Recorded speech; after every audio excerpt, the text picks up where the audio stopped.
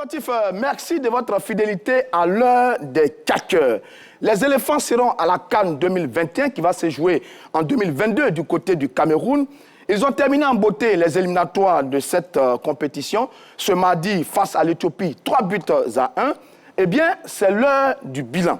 Nous allons nous intéresser au bastion offensif des éléphants de Côte d'Ivoire. Zaha, Pepe, Gradel, Kodja, l'attaque des éléphants vous a-t-elle donné satisfaction? Ah, il y a beaucoup à dire sur le sujet et nous allons en parler dans l'heure des 4 heures. Salut Dumandé. Salut Roger. Ben, je suis content de vous avoir tous les jours. Tous les jours, c'est un plaisir partagé. Et notre mercato se poursuit. Nouvelle recrue dans l'heure des 4 heures. Beugri Yago, salut, bienvenue. Salut Stéphane, et toujours un plaisir immense d'être sur ce plateau pour partager des bons moments de footballistique. On verra bien ce que vous avez à dire sur l'attaque des éléphants, cette fameuse attaque des éléphants de Côte d'Ivoire. Henri Joël est à Trècheville du côté de l'avenue 10 précisément. Avec lui, un autre groupe de tchatcheurs qui eux aussi ont envie de parler de cette attaque des éléphants de Côte d'Ivoire. Salut Henri Joël, je vous passe la main.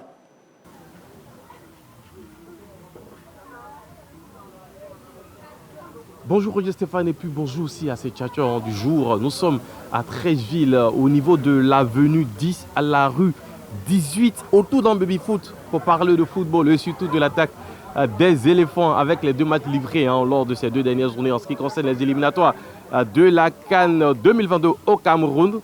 Qu'est-ce que les Ivoiriens ont pensé de l'attaque des éléphants entre Kodja, Zaha, Gradel, Gervais Kwasi? Qui est celui qui a approuvé, qui n'a pas donné satisfaction? C'est autour de ce thème que nous allons échanger ici dans cette commune de Trècheville, plus précisément dans ce quartier. Vous voyez déjà, ils sont là, mes tchatcheurs sont là, ils sont prêts, ils vous attendent. Et quand vous redonnez la main, allez, nous on commence à tchatcher ici. Merci Henri Joël, ils sont bien là, vos tchatcheurs, on les a vus. L'attaque des éléphants dans ces éliminatoires de la CAN passée au scanner dans l'heure des tchatcheurs. Kodja, Zaha, Pepe, Gradel et les autres, qu'ont-ils fait exactement dans cette campagne éliminatoire? Élément vidéo. Les éléphants se sont brillamment qualifiés pour la CAN 2021 prévue au Cameroun à partir de janvier 2022. Une qualification acquise avec une certaine domination dans la poule K, premier, 13 points, 4 victoires, un match nul et une défaite en 6 journées de compétition. Nos Pachidem ont inscrit 11 buts. Dans l'ensemble, une campagne bien maîtrisée, des éléphants conquérants à partir de la 3e journée après 2 premières journées difficiles. Le bilan est positif au niveau de la défense qui a encaissé que 5 buts. Les milieux ont bien travaillé à l'image de Franck Kessié, le nouveau leader de la sélection. La seule inquiétude vient véritablement des attaquants, les plus anciens et les plus célèbres. Gradel, Pepe, Kodja et Zaha font polémique après leurs différentes prestations. Les chiffres nous montrent que seuls Javigno, Gradel, Haller et Kwasi Evra ont inscrit des buts dans les 6 journées des éliminatoires. Zaha, Pepe, Gradel et Kodja vous ont-ils séduit? Chers tchatcheurs, la balle est dans votre camp. La balle est dans notre camp, messieurs, c'est à nous de jouer. On a regardé ces éliminatoires de la CAN 2021 qui, je le rappelle, va se jouer du côté du Cameroun en 2022 à partir du mois de janvier prochain. 6 journées, on a vu une équipe des éléphants, défense, milieu, attaque. Est-ce qu'aujourd'hui, quand on regarde l'équipe nationale, on est à la recherche d'un tueur dans cette équipe des éléphants? Est-ce qu'on cherche ce tueur né là dans cette équipe des éléphants? Oui, écoutez, on est à la recherche d'un tueur. Depuis la retraite d'un certain Didier Drogba, on a vu venir Jonathan Kodja, ouais, qui était le buteur de Bouaké, et qui avait suscité beaucoup d'espoir. Dès ses débuts. Dès ses débuts, qui marquait coup sur coup à Bouaké. Ensuite, lors de la Coupe d'Afrique des Nations en Égypte, on n'a pas vu le grand Kodja qu'on attendait. C'est vrai que le mec, il revenait de blessures, ouais, il revenait d'une longue indisponibilité. Et depuis là, la Côte d'Ivoire est à la recherche de ce tueur-là, de cet avant-centre qui est capable de faire la différence à tout moment. Maintenant, il y a eu Haller, Sébastien Haller qu'on a vu, mais est-ce qu'il est... Est-ce que c'est l'homme qu'il faut? Est-ce que c'est l'homme qu'il faut? Il a vraiment le profil pour le faire, ouais, il a le profil, il a les qualités pour le faire, mais il faut attendre, il faut voir. Mais vous avez parlé de Drogba, il n'y a pas que la période Drogba. Avant lui... Oui. On avait Aboulaye Traoré, Joël. Oui. Avant eux, on avait Laurent Pokou. Oui, quand ils sont sur le front de l'attaque comme ça, on est serein. Mais là, aujourd'hui, On se cherche un peu. C'est vrai, Stéphane, c'est une culture footballistique ivoirienne d'avoir de grands attaquants. Tu as cité beaucoup Drogba, Abdoulaye Traoré, c'est vrai, mais aujourd'hui, il y a encore de jeunes loups aux dents longues. On parle de Kodja, c'est vrai. Salou disait tout à l'heure que c'était l'homme de Boaké. Ça veut dire qu'il y a quelque chose en lui capable de tuer à tout moment. As-tu perdu ce réflexe-là? Je dirais non, mais les blessures et les changements de club ont dû peut-être plomber un peu cet instinct de tueur. Voilà, cet instinct de tueur. Allaire, qui est un homme de surface, revient en un seul match. On sait qu'il a ce profil. On sait que c'est un homme de surface, il connaît sa maison, et quand il est dans cette maison-là, on voit du côté de l'Ajax, c'est qu'il fait. C'est qu'il fait. Donc, exceptionnel. Moi, on est sur le chemin, les buteurs, il y en a. On va le trouver, ou bien on l'a déjà trouvé. Est-ce qu'aujourd'hui, nos anciens, les Dali Benoît, les Ahmed Ouattara et autres, peuvent dormir tranquilles aujourd'hui par rapport à ceux qu'on a aujourd'hui dans cette équipe des éléphants de Côte d'Ivoire? Écoutez, moi je pense qu'il n'y a pas le feu au lac. On a des joueurs... des attaquants qui sont capables de faire cette différence-là. Maintenant, est-ce qu'ils sont dans de bonnes conditions? Est-ce qu'ils sont dans les bonnes disponibilités? Est-ce que les ballons arrivent au bon moment?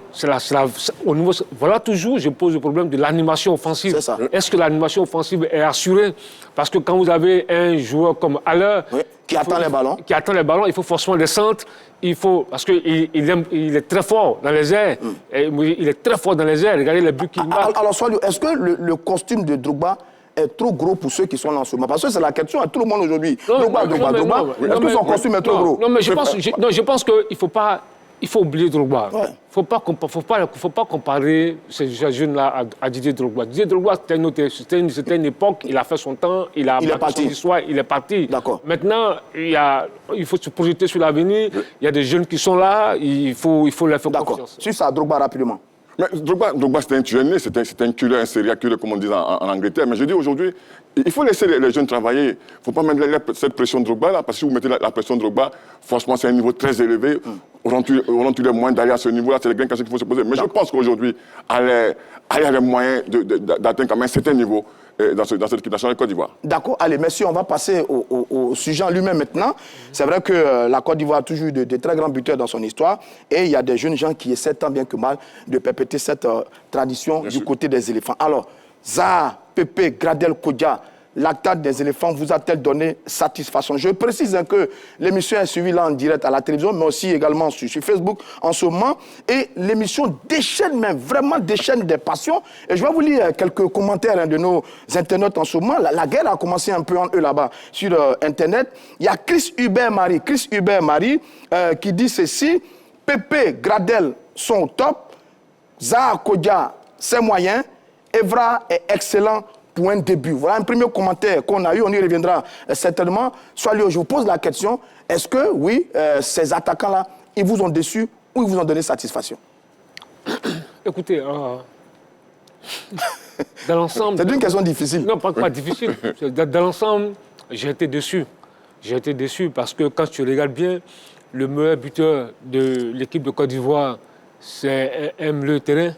Et sur cette campagne des éliminatoires. Sur cette campagne, j'ai dit bien sur cette campagne. Franck Kessié. A 3 buts. Et puis c'est un tireur de pénalty.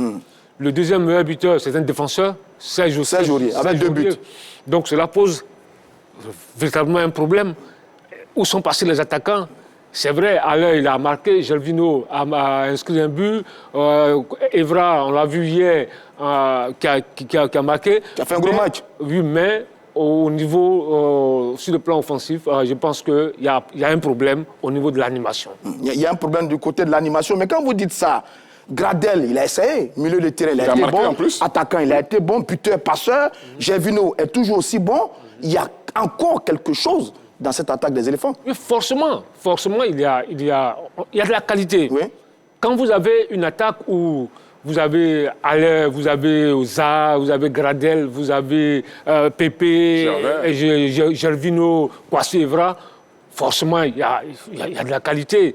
On a des hommes pour percuter n'importe quelle défense, n'importe quelle équipe. Ouais, n'importe quelle défense. Quand tu regardes l'effectif de cette équipe de Côte d'Ivoire, c'est final ou rien. Ouais. C'est final ou rien. Minimum, hein, pour la CAN. Non, pour la CAN, c'est final ou rien.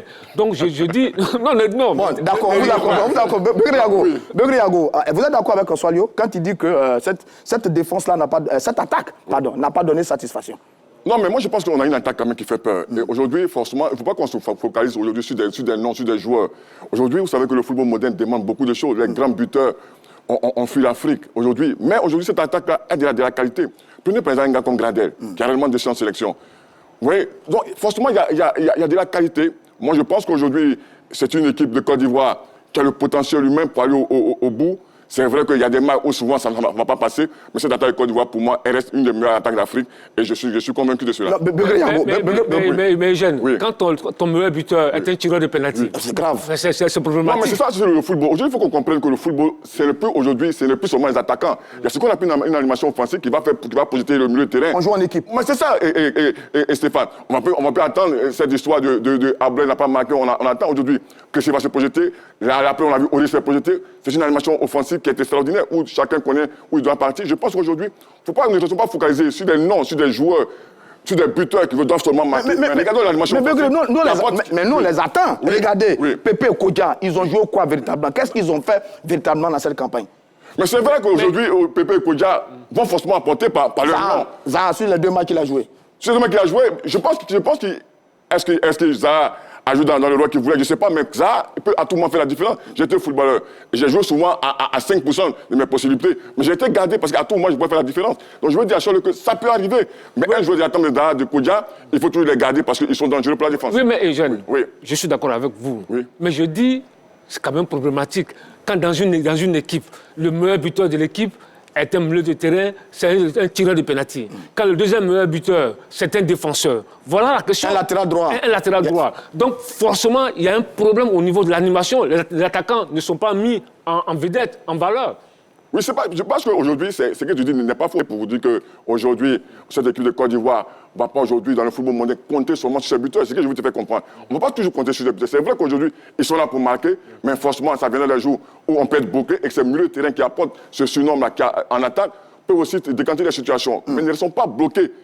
Pour dire forcément qu'il doit marquer, c'est vrai qu'une attaque, elle est vraiment importante. Ah, c'est leur rôle. Chacun a son rôle sur le terrain. Mais aussi, il faut comprendre que ces joueurs-là sont capables de donner de l'espace, de donner de la profondeur. D'accord. Par leur appel, par leur dédoublement et permettre à ces milieux de rentrer et de marquer. Soyons demandés. Oui. Pépé, Zaha, Kodja, ils ont pesé sur la défense adverse. Leur présence fait peur, ils ont un nom qui compte. Ça aussi, c'est important pour des joueurs de leur trempe. Ça compte dans une équipe. Tu es convaincu de ce que tu dis? Oui, mais bien sûr, un attaquant, parfois aussi sa présence dans une surface de réparation fait peur à l'équipe adverse. Je me pose la question. Tu es convaincu de ce que tu dis? D'accord. Non, mais ici, c'est moi qui pose les questions. Allez-y, répondez à ma question. Quand tu parles de Pépé, tu parles de Kodja, de Zaha, le poids de leur présence. Honnêtement, ils n'ont pas été excellents lors de ces éliminatoires. Bon, ça peut s'expliquer. Zaha, dernière nouvelle, j'ai appris avant le match contre l'Éthiopie, il a piqué une crise, il était malade, on l'a transporté dans une clinique de la place, mais il a tenu à jouer. Vous avez vu qu'il n'était pas à 100% de ses possibilités. Absolument, oui. Vous avez vu, Nicolas Pépé, on attend toujours le match référence.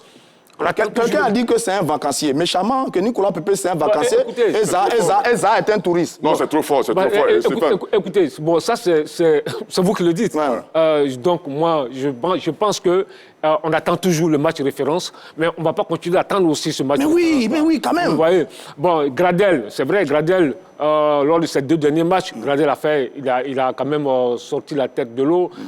On a vu du bon Gradel, mais Nicolas Pépé, Zaha, les circonstances atténuantes, et franchement, c'est problématique au niveau du... Dans tous les cas, on sent de la déception. Quand on vous entend, on sent de la déception par rapport à tous ces joueurs parce que vous les trouvez des circonstances atténuantes. Sur 11 buts, Begré Yago, on a marqué 4, les attaquants ont marqué 4 buts pour une campagne des éliminatoires. C'est grave quand même. Non, pour moi, c'est pas grave, c'est une campagne qui est maîtrisée.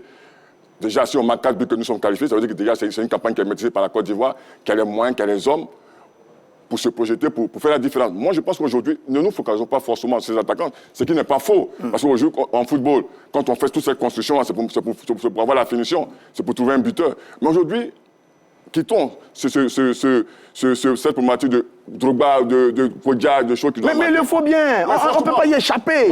C'est de ça qu'il s'agit. Il faut qu'on pense aujourd'hui que l'Afrique est en manque de buteurs. Le football moderne aujourd'hui, à part aujourd'hui le Sadio Mané. Mais c'est pas un sérieux tueur. Aujourd'hui, Sadio n'est pas un buteur type. Mohamed Salah. Cela, oui, mais... Aubameyang, mais même quand tu viens en sélection, c'est pas aussi ça. C'est vrai qu'au niveau européen, c'est des buteurs, mais je dis la sélection, c'est un challenge, c'est une pression.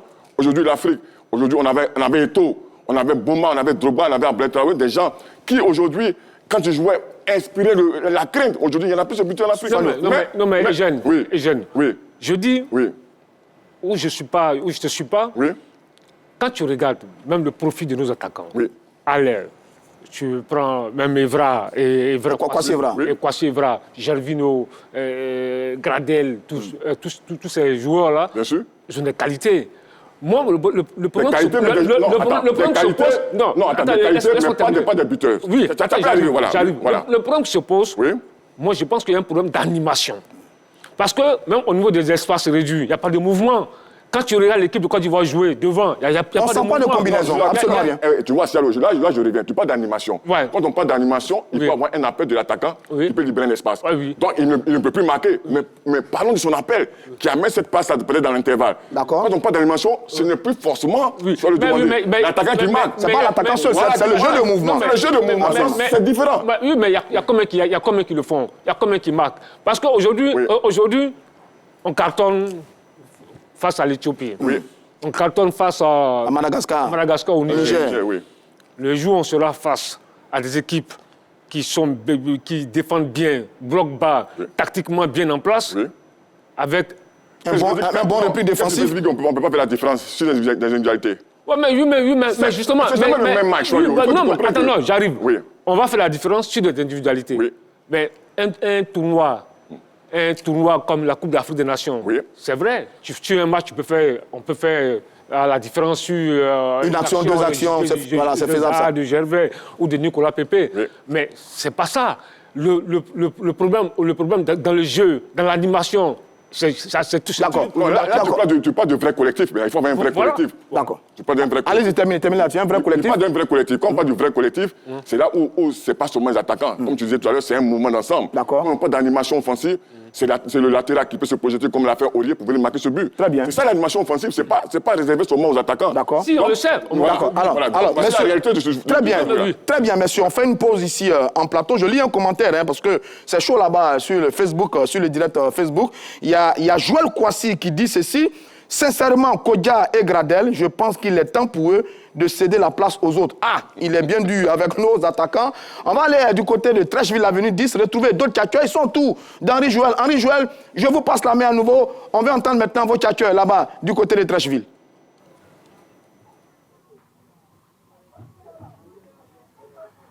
Merci Roger Stéphane de nous redonner la main ici à Trècheville, à l'avenue 10, rue 18, avec Mokhtar, Issa et Abou, pour échanger sur ce sujet qui intéresse les Ivoiriens, notamment le bastion offensif des éléphants. Est-ce que ce bastion a donné satisfaction lors des deux récents matchs pour les éliminatoires de la CAN 2022 au Cameroun, face à l'équipe du Niger et face à l'équipe d'Éthiopie? On va commencer avec Mokhtar qui est là.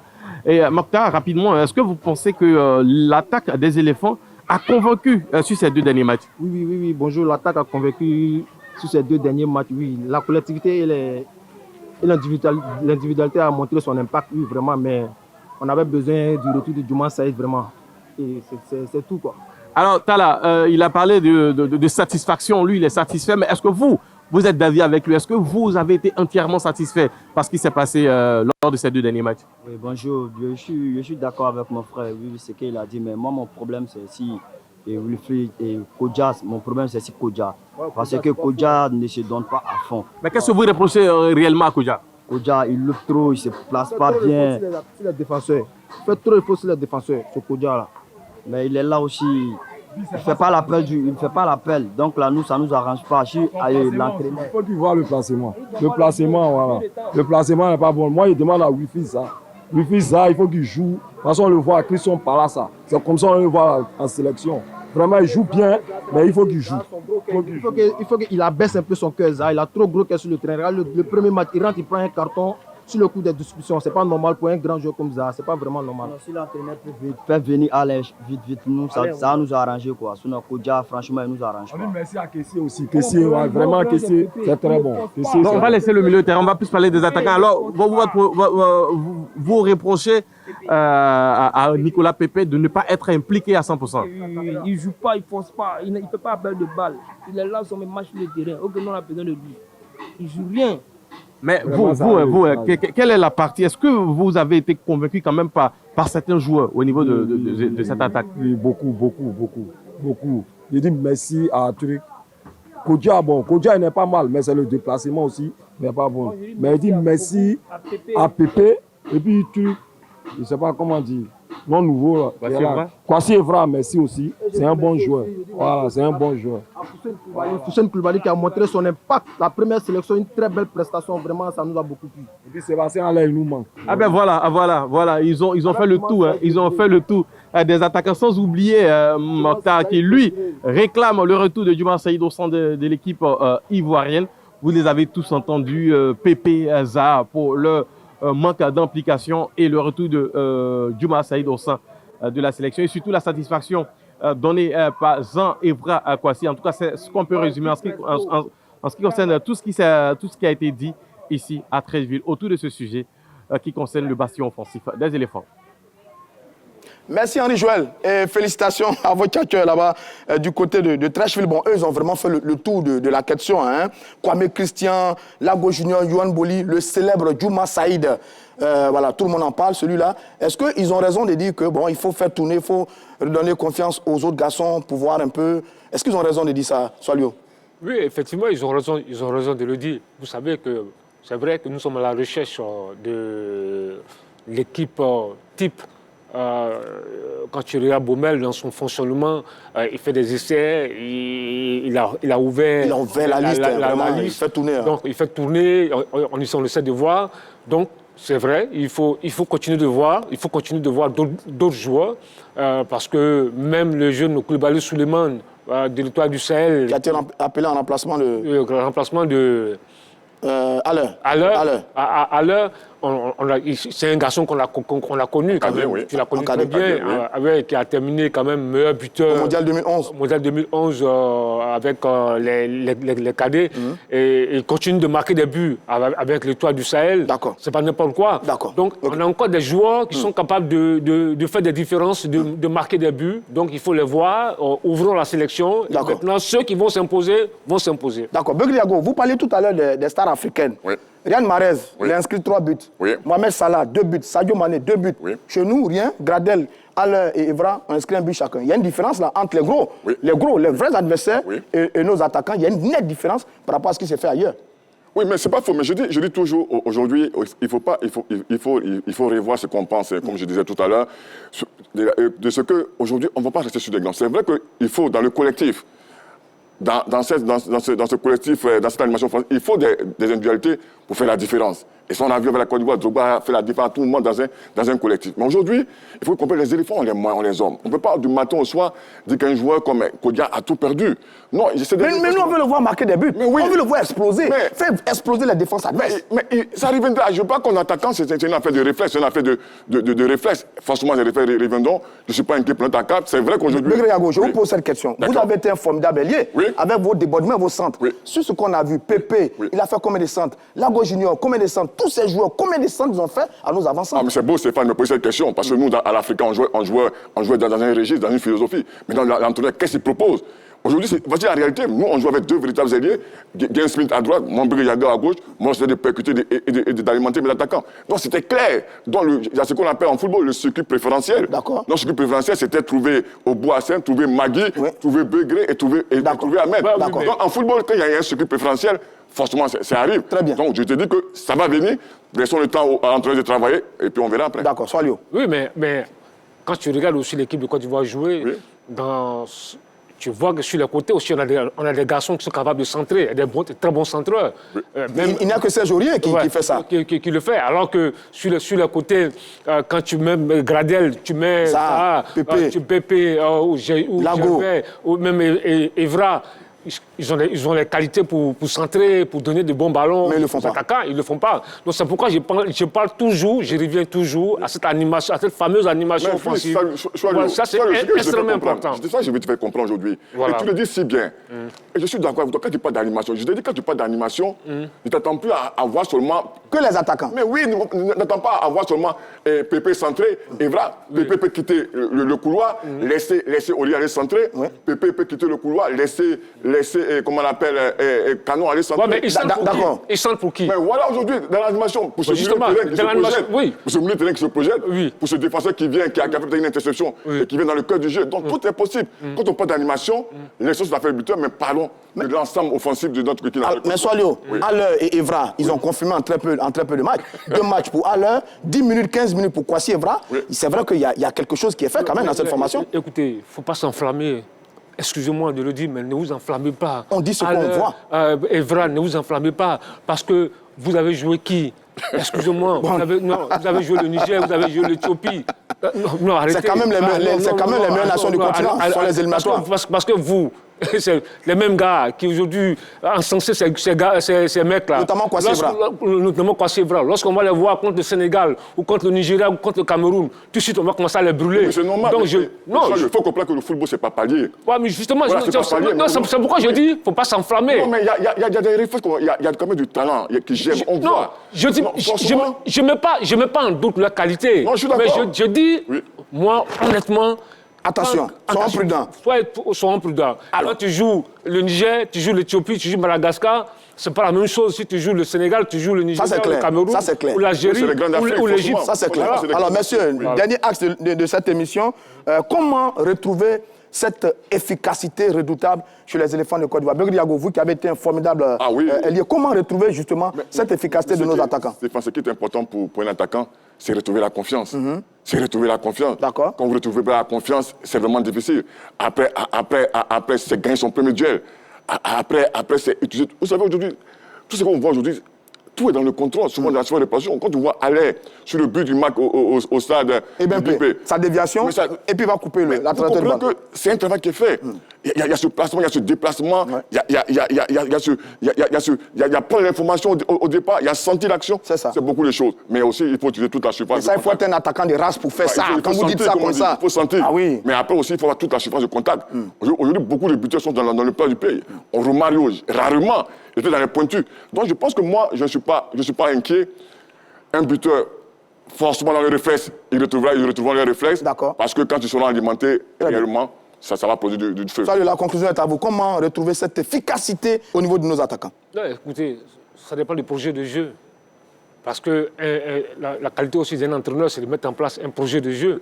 Donc c'est ce que nous attendons. On ne va pas toujours compter sur nos individualités qui peuvent nous sortir, c'est vrai, d'une situation compliquée. Mais quand il y a un projet de jeu qui est bien visible, quand il y a une philosophie de jeu qui est bien visible, forcément, vous pouvez coincer, mais vous êtes sûr d'aller jusqu'au bout de l'aventure. Donc je pense que tout va dépendre du projet de jeu qui sera mis en place par Patrice Baumel. Allez, messieurs, on va féliciter Patrice Baumel qui a fait un très bon travail avec cette équipe des éléphants. Quand il est arrivé, on était 3e.